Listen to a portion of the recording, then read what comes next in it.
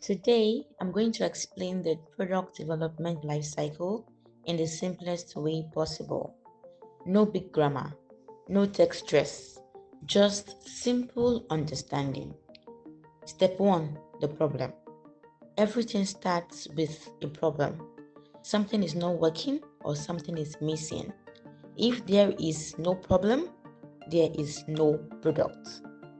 Step 2, ask people.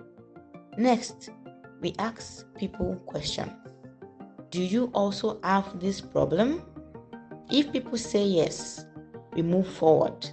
Step 3, you draw it out. Now, we draw out the product should look like. Not to make it fine, but to make it easy to use. Step 4, building it. After drawing, we start building the product. This is where developers do the work.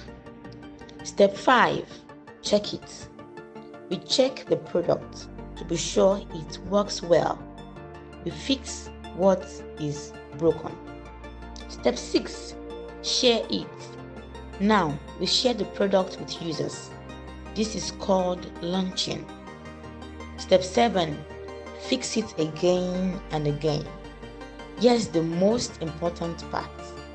The product is never finished. We listen to users and keep improving it. And that's the product development lifecycle. Simple.